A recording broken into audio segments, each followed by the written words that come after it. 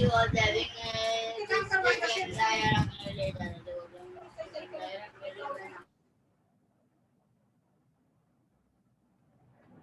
वालेकुम बेटा, आप लोगों को आवाज़ आ रही है मेरी? आप लोग सुन सकते हो मुझे? Yes miss. ठीक है। अच्छा बेटा, लास्ट क्लास में हमने आई गेस फ्राइडे वाला दिन था, तो हमने आई गेस वो पढ़ा था ना, एपोप्टोसिस और नेक्रोसिस पढ़ा था, ऐसी बात है? एपोप्टोसिस और नेक्रोसिस ही पढ़ा था? प्लीज़ मुझे कंफर्म कर दो, बिकॉज मुझे थोड़ा सा, आपको पता है, याददाश्त का इशू है, मुझे याद नहीं रहता। मुझे याद आ रहा है कि हमने शायद नेक्रोसिस एपोप्टोसिस तक ही पढ़ा था, और वो चैप्टर मतलब हमारा जो उसका रिमेनिंग था पोर्शन, वो हमारा हो गया था कंप्लीट। आई थिंक ऐसा ही है।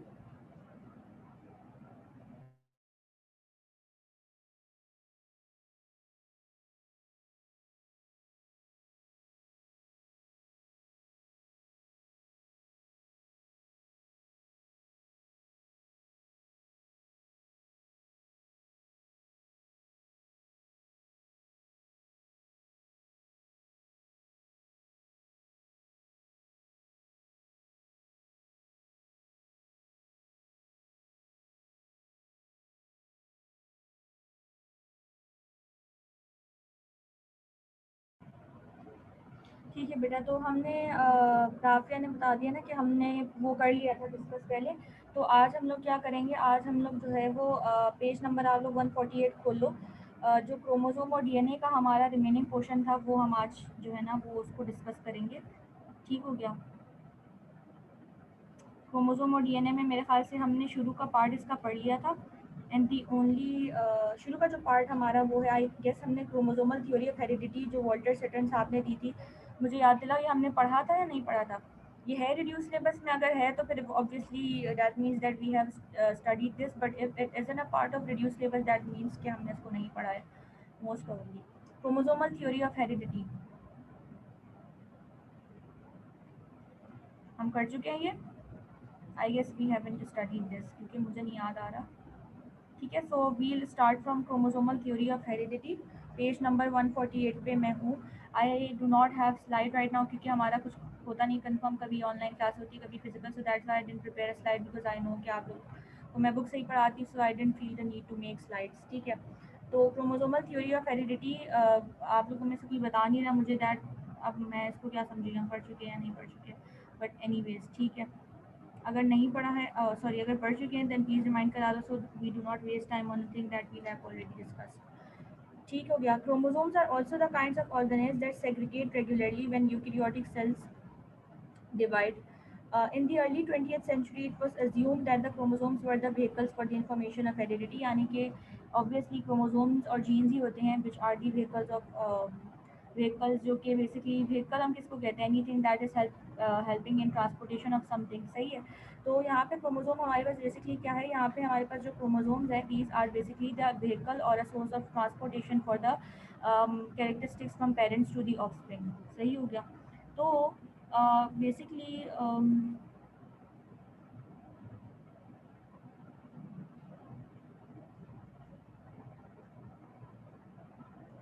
अच्छा, तो हमारे पास यहाँ पर और क्या चीज़ मेंशन हुई है, that it was suggested in 1900 by the German geneticist Carl Correns. ठीक है, so Carl Correns is an important name that you have to remember. Soon after the observation that similar chromosomes pair with one another in the process called meiosis. इसको क्या कहते हैं, जो similar chromosomes होते हैं इनका क्या नाम होता है? ये जो सिमिलर ऑटोसोम्स। जी बेटे, ऑटोसोम्स? ऑटोसोम्स। हाँ, ये जो सिमिलर क्रोमोसोम्स होते हैं that pair up with each other, और से पढ़ो। Homologous chromosome. हाँ, होमोलोगस क्रोमोसोम, गुड, ठीक है, होमोलोगस क्रोमोसोम्स है ये। We are not talking about autosome. हम क्या कर रहे हैं, हम उस पेयर ऑफ क्रोमोसोम की बात कर रहे हैं जो क्या कहते हैं आपका पेयर अप करते हैं, तो these are the homologous chromosome, जो सेम होते हैं एंड दे पेयर अप, सही हो गया।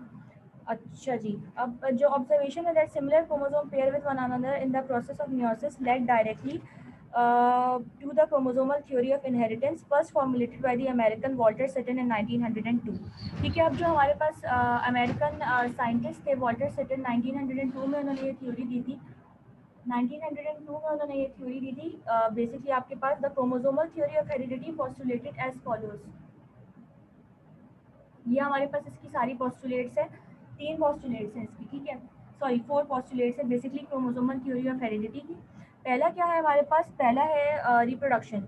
What is reproduction? Reproduction is basically the union of two cells egg and sperm. You already know it कि रिप्रोडक्शन या फर्टिलाइजेशन क्या होता है। It is basically the union of two types of cells, male cell and a female cell, ठीक है। So if Mendel's model is correct, then these two gametes must make equal hereditary contributions। सही है। Mendel साहब ने जो 2 laws दिए थे, कोई उनका नाम स्टेट कर सकता है? उनका नाम क्या है उन 2 मॉडल्स का, जो हमने सॉरी जो 2 स्टेटमेंट्स पढ़ी थी?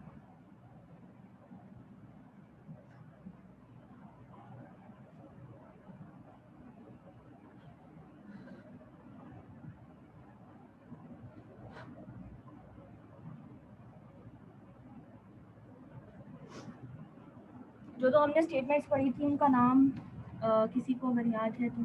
यार you guys are not taking part in the discussion.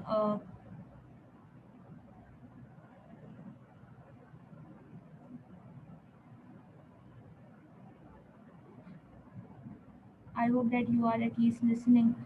Law of segregation and the other one?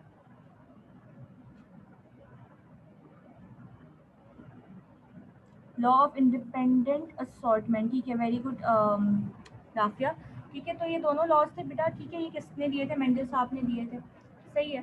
तो अब रिप्रोडक्शन में जो ये वॉल्टर सेटन साहब ने ही गिव सम पॉइंट्स, तो उन्होंने ये बोला कि अगर मेंडल का मॉडल ठीक है, then these two gametes must make equal hereditary contribution, यानी कि मेंडल के लॉ के मुताबिक मेल गैमेट को और फीमेल गैमेट को दोनों को इक्वल कंट्रीब्यूशन करना चाहिए towards the formation of a gamete या towards the formation of a new individual, ठीक है। But sperm however contains little cytoplasm, therefore the hereditary material must reside within the nucleus of the gametes। देखो हमारे पास हमें ये बात पता है कि जो स्पर्म है उसका साइज कंपैरेटिवली बहुत बहुत छोटा होता है as compare to the egg. Egg का साइज बहुत बड़ा होता है, स्पर्म हमारे पास बहुत बहुत ज़्यादा ना छोटा होता है as compare to the size of egg, सही है। अब अगर मैं ये कह रही हूँ कि एग का साइज़ छोटा है और उसका साइज़ बड़ा है, क्या कहते हैं, सॉरी, एग का साइज़ बड़ा है और स्पर्म का साइज़ छोटा है, तो it means egg has a large quantity of cytoplasm, और स्पर्म के पास जो है, क्योंकि उसका साइज़ छोटा है तो ऑब्वियसली साइटोप्लाज्म भी उसका कम है।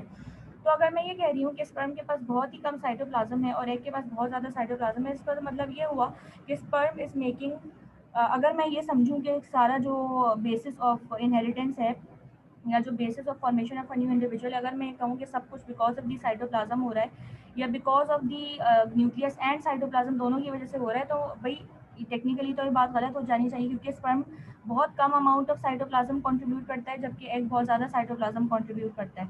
बट क्योंकि हमें बात पता है कि जितना भी जो आपके पास ये चीज़ है दैट इज़ एक्चुअली रॉन्ग, क्योंकि देखो स्पर्म के पास कम साइटोप्लाज्म और एग के पास ज़्यादा साइटोप्लाज्म, तो ये बात तो हमारे पास यहाँ से रिजेक्ट हो जाती है। इट मीन्स कि हमारे पास जो इनहेरिटेंस का मटेरियल है या genetic material that is necessary for genetic material that is necessary to be inherited into the next generation, that is not present inside the cytoplasm but instead it is present inside the nucleus। तो ये एक इस postulate के through ये बात सामने आई थी, ठीक है ना। अच्छा, अब दूसरी बात ये है कि chromosome segregate during meiosis in a manner similar to that exhibited by the elements of Mendel model. ये वॉल्टर सेटन साहब ने उन्हीं की थ्योरी को देखते हुए कहा था कि जो क्रोमोसोम है ये सेग्रीगेट, अगर आपको याद हो लॉ ऑफ इंडिपेंडेंट असॉर्टमेंट और सेग्रीगेशन दोनों, तो हमने ये पढ़ा था कि क्रोमोसोम जो है या जो जीन्स के पेयर्स हैं, ठीक है, दे सेग्रीगेट इंडिपेंडेंटली और वो किसी और सेट ऑफ जीन्स या किसी और सेट ऑफ उसके साथ एक एसोसिएशन उसकी परमानेंट नहीं होती है, although they will be present together at some point, but ऐसा नहीं होता कि वो हमेशा कॉन्स्टेंटली एक दूसरे के साथ रहेंगे, ठीक है। तो यहाँ पर ये बात ही वाली बात बताइए कि क्रोमोसोम सेग्रीगेट इंडिपेंडेंटली, ठीक है। This is something related to the Mendel's law, सही है। Gametes have one copy of each pair of homologous chromosome. Diploid individuals have two copies। जाहिर सी बात है, गैमेट्स के पास एक अदद कॉपी होती है और जो होमोलोगस क्रोमोसोम्स हैं या फिर अगर एक नया इंडिविजुअल बना है या एक नया जाइगोट बना है, ठीक है, तो it has two copies of that particular gene या क्वालिटी जो भी है, ठीक है। In Mendel's model gametes have one copy of each element, diploid individuals have two copies. Again वही वाली बात को रिपीट किया हुआ है यहाँ पे। During meiosis, each pair of homologous chromosome orients on the metaphase plate independent of any other plate. अगर आपको phases of mitosis याद हो तो पहला phase है प्रोफेज, मेटाफेज है, ठीक है, फिर आपके पास एनाफेज है और टीलोफेज है. जो हमारे पास alignment on the equator plate होती है वो वाला काम कौन से फेज में होता है? मेटाफेज के अंदर वो काम हो रहा होता है. सही है. तो अगर वो मेटाफेज के अंदर मैं कह रही हूँ काम हो रहा होता है तो यहाँ पे ये बात बताई हुई है कि वो जो अलाइनमेंट होती है क्रोमोसोम की और जो सेट हो रहे होते हैं इक्वेटर पे, इक्वेटोरियल प्लेट पे, वो होते हैं इंडिपेंडेंटली, एक दूसरे के ऊपर एज सच डिपेंडेंट नहीं होते. ठीक है, एक दूसरे के अंदर ऊपर इस चीज़ की वो नहीं होती डिपेंडेंस, बल्कि इंडिपेंडेंटली आपस में अरेंज होते हैं ऑन द मेटाफिजियल प्लेट या जो इक्वेटोरियल प्लेट होती है. ठीक है. Thus, independent assortment of chromosome is a process suggestive on the independent assortment of factors postulated by Mendel. Mendel साहब ने जो बात की थी वो क्रोमोसोम नहीं बल्कि इंडिपेंडेंट असॉर्टमेंट ऑफ जीन्स या फैक्टर्स की बात की थी. ठीक है, अलील्स की बात की थी. यहाँ पे ये जो वॉल्टर सटन साहब है उन्होंने तो ये कहा, मेंडल साहब ने तो ये कहा ही कहा कि जो जीन्स हैं वो आपस में इंडिपेंडेंटली असॉर्ट करती है, बट क्रोमोसोम का भी यही हाल है कि वो भी इंडिपेंडेंटली असॉर्ट कर सकती हैं ऑन दी इक्वेटोरियल या फिर मेटाफिजियल प्लेट. सही है. This is the Walter Sutton theory, जो कि काफ़ी हद तक वही वाली बातें रिपीट हुई हुई हैं इसमें जो उसने मेंडल साहब ने जो बताई थी अपनी इसके अंदर थ्योरी के अंदर. सही है. Now the important point that is present on the next page, जो कि आपको पढ़ना है. नीचे वाला पैराग्राफ में ऐसा कुछ इंपॉर्टेंट बात नहीं है, ये सटन्स थ्योरी के बारे में ही वही सारी चीज़ें लिखी हुई हैं, इंडिपेंडेंट असॉर्टमेंट वगैरह से ये रिलेटेड होता है. सही है. DNA, evidence of DNA as hereditary material, ये भी आई गेस आपके उसमें नहीं था, ड्यू सिलेबस में नहीं था, तो let's discuss this as well. ठीक है. DNA as an evidence of hereditary material. अब हम कहते तो हैं कि DNA is evidence of hereditary material, genes are ये वो, तो इसका जो एविडेंस है वो कोई ना कोई एविडेंस या कोई ना कोई प्रूफ तो होगा जिसके बाद हमने ये बात कहनी शुरू की है. ठीक है. कोई ना कोई एक्सपेरिमेंट हुआ होगा जिससे ये बात प्रूव हुई होगी. So the experiment mentioned over here is basically that one, जिसके थ्रू हमें ये पता चला that DNA is actually the main thing which is responsible for the transmission of particular characters from the parents to the offspring. ठीक है. Streptococcus pneumonia, किसी ने नाम सुना है इस बैक्टीरिया का पहले? Streptococcus pneumonia, what is it? कुछ पता है इसके बारे में?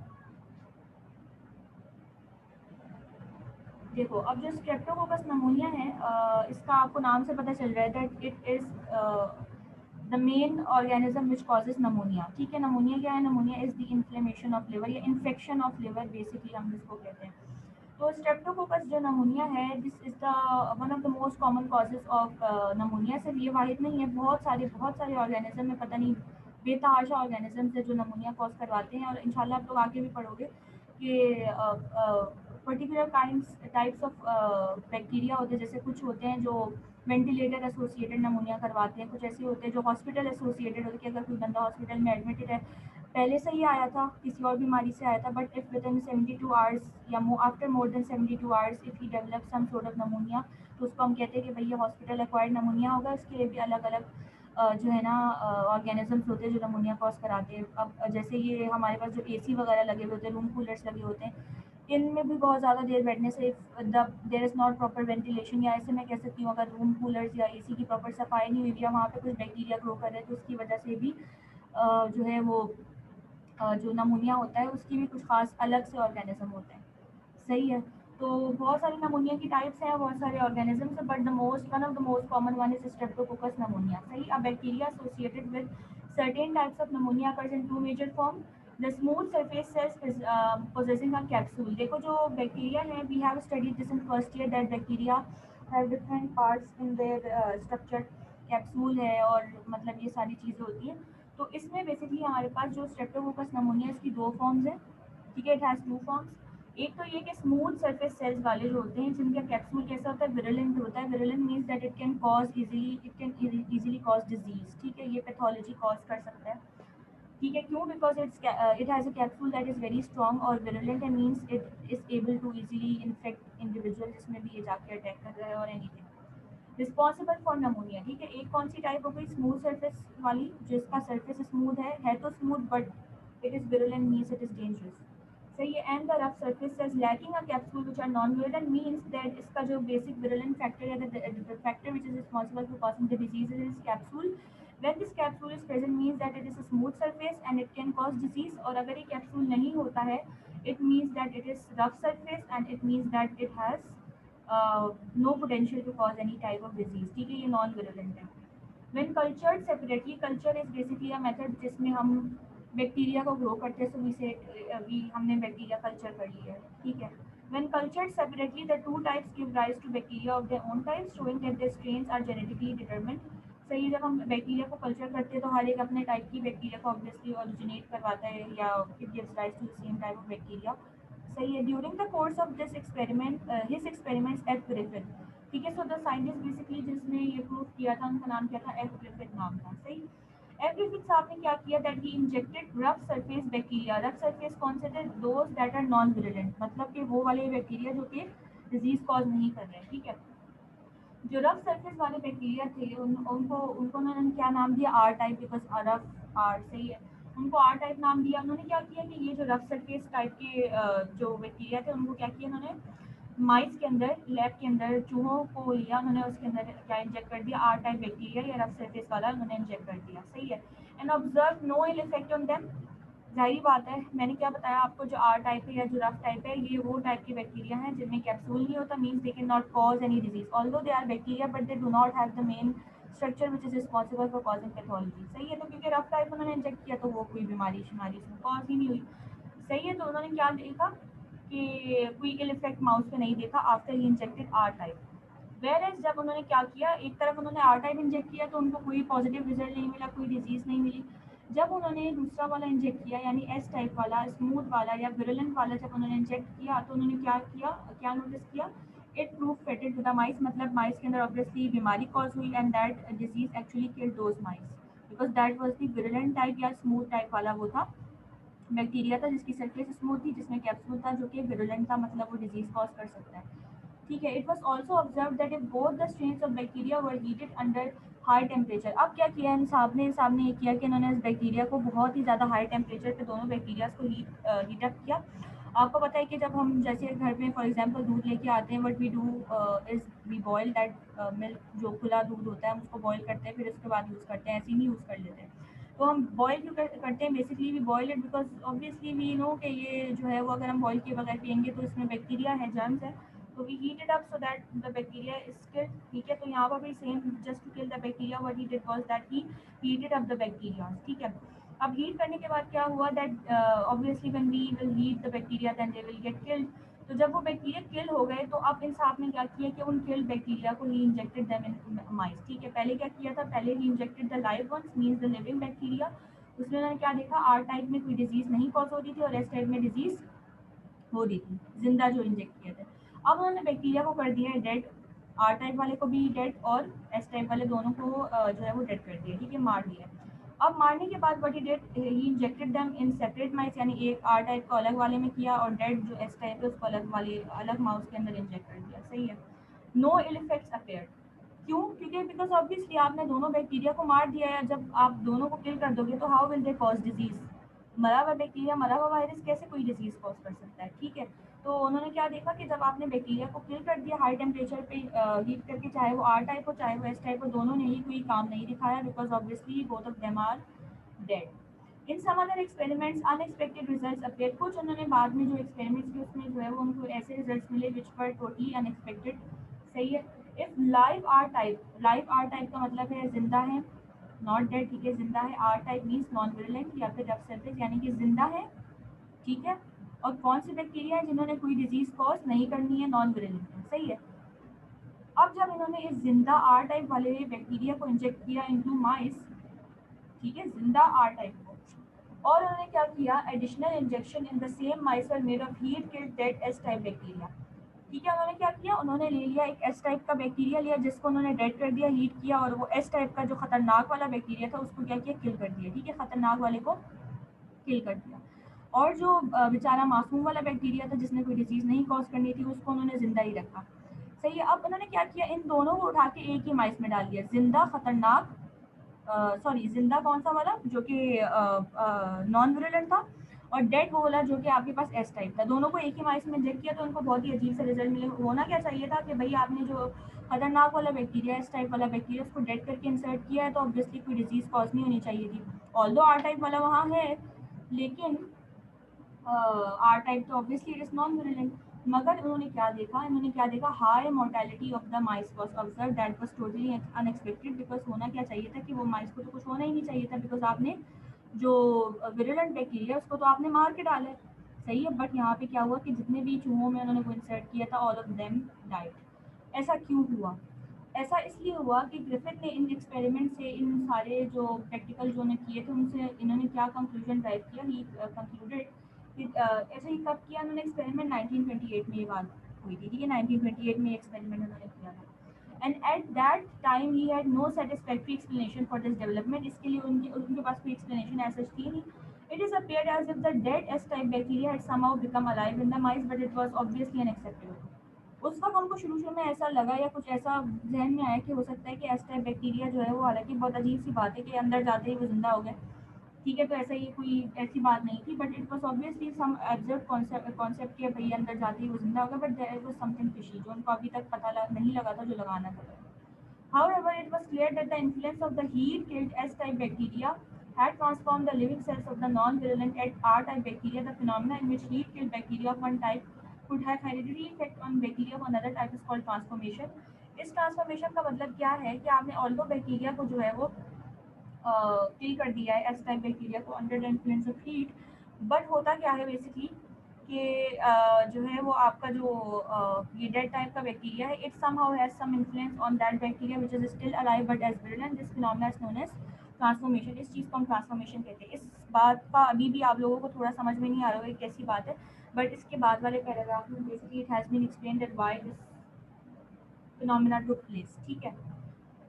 Nearly 16 years later, in 1944, Avery, McLeod and McCarty discovered the true identity of the transforming substance. भाई देखो, ऐसे तो किसी चीज़ का इफेक्ट नहीं होता, obviously there would have been something जिसका इफेक्ट था, ऐसी तो कोई चीज़ नहीं, सारी बातें ट्रांसफॉर्म कर देती। सो ये 1928 में क्या हुआ था, इन्होंने ये ग्रिफिथ साहब ने एक्सपेरिमेंट किया था, बट 1944 के अंदर जो है वो ये चीज़ इन्होंने डिस्कवर की कि basically what was the reason, ठीक। और रीज़न था क्या? They tested reactions of the heat-killed bacteria for their transforming ability and found out that it was not RNA or various protein but only DNA that possessed the transforming ability। यानी कि उन्होंने बाद में बहुत सारे और एक्सपेरिमेंट किए थे और इससे उन्होंने क्या पता लगाया कि बेसिकली वो जो डीएनए था, that DNA was responsible for causing the death of mice उस टाइम पे, क्योंकि वो DNA actually is the main material जो कि किसी भी ऑर्गेनिज्म का ट्रू डेटा किसके अंदर होता है, आपके डीएनए के अंदर होता है। So although you killed the bacteria, but DNA was somehow active, so that DNA was actually responsible for causing death of the mice. सही है। If the enzyme deoxyribonuclease that destroys the DNA was added to the bacteria, the transforming ability was lost. अब आपको समझ में आ रही है इन scientist ने कितनी कमाल तरीके से जो है वो इस चीज़ को दरियाफ्त किया। जब उनको ये पता चला that the most possible positive agent for the transforming ability is DNA, उन्होंने इस चीज़ को मजीद डबल चेक करने के लिए क्या एंजाइम डाल दिया बैक्टीरिया के अंदर, डीऑक्सीराइबोन्यूक्लियस एंजाइम। ये कौन सा एंजाइम है? ये वो एंजाइम है जो कि डीएनए को कट कर देता है और समहाउ डीएक्टिवेट्स द डीएनए। अब जाहिर बात है, अगर आप समझ रहे हो या आपको लग रहा है कि डीएनए की वजह से ही ट्रांसफॉर्मेशन हो रही है, तो आप भाई कोई ऐसी चीज़ डाल दो जो डीएनए को जो है तोड़ देती है। अगर वो वाकई डीएनए की वजह से ट्रांसफॉर्मेशन हो रही थी और अगर आप डीएनए को तोड़ दोगे तो क्या होगा, आपके पास मजीद ये ट्रांसफॉर्मेशन नहीं हो पाएगी। तो same was the case here. इन्होंने क्या किया, डीएनए डीऑक्सीराइबोन्यूक्लियस डाला। डीऑक्सीराइबोन्यूक्लियस जब डाला तो जाहिर बात है डीएनए डिस्ट्रॉय हो गया, और जब डीएनए डिस्ट्रॉय हो गया तो उन्होंने क्या देखा कि मजीद ट्रांसफॉर्मेशन नहीं हो पाई, जिससे ये चीज़ प्रूव हुई कि actually the thing responsible for this transformation was none other than DNA. सही हो गया। डीएनए वाज एडेड, अच्छा, therefore it has become clear beyond any doubt that DNA must be the genetic material. इस बात से ये प्रूव होता है कि डीएनए वाज द थिंग जो कि एक्चुअल आपका जेनेटिक मटेरियल है, जिसमें सारा आपका डेटा होता है, ठीक है। Hershey and Chase observed that if cultures of bacteriophage, what is a bacteriophage? वो बेसिकली हमने शुरू में उसमें आई गेस क्या कहते हैं, फर्स्ट ईयर में हमने बैक्टीरियोफेज का एक पूरा स्ट्रक्चर पढ़ा था, ठीक है। तो if cultures of bacteriophage are labelled with radio active phosphorus. अब ये एक और एक्सपेरिमेंट था, again one of the experiment जो हमने डीएनए को as a hereditary material prove करने के लिए किया था। अच्छा, मेरा ये जो मैंने पूरा समझाया है बोथ ऑफ दीज एक्सपेरिमेंट्स समझ में आया या कुछ सवाल है?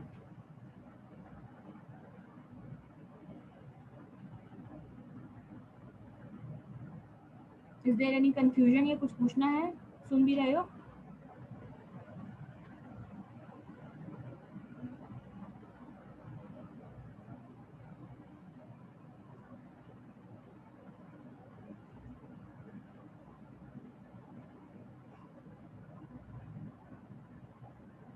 Guys, please, I need your response whether it is clear or not.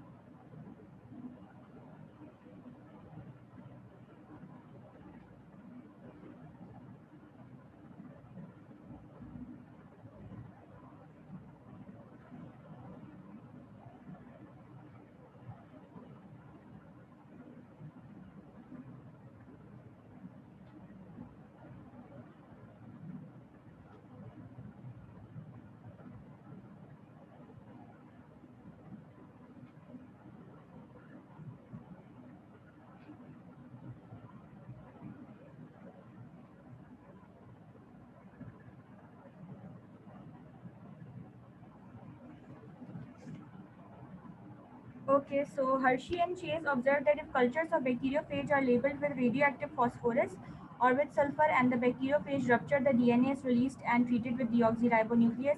The DNA breaks up into fragments in the solution. अच्छा होता क्या है कि ये जो हर्शी और चेस साहब थे उन्होंने क्या किया that he actually cultured the bacteriophage और उसके बाद उन्होंने क्या लेबल किया उसको P32 for labeling DNA और जो प्रोटीन कोड होता है बैक्टीरियोफेज का उसको क्या लेबल किया उन्होंने लेबल किया S32 सही है। अब बैक्टीरियोफेज जब रप्चर होता है तो DNA is release and treated with deoxyribonuclease. अगर आपको लाइफ साइकिल ऑफ बैक्टीरियोफेज याद हो तो उसका एंड स्टेप ये होता है that it burst.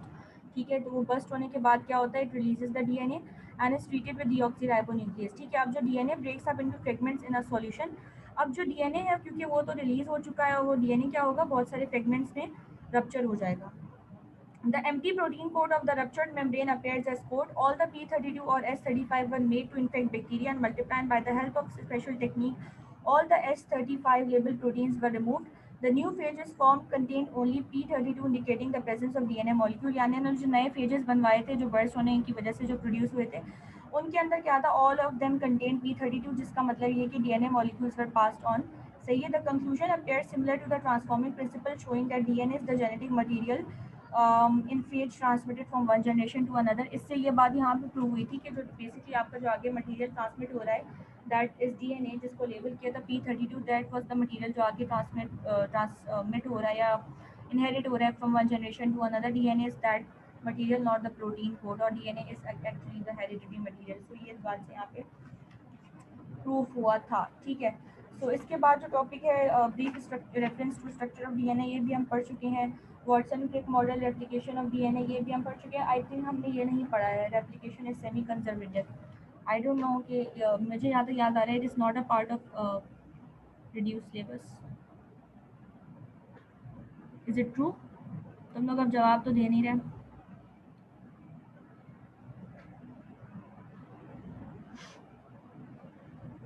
Replication is semi conservative वाला पार्ट आई गेस रहता है आई गेस।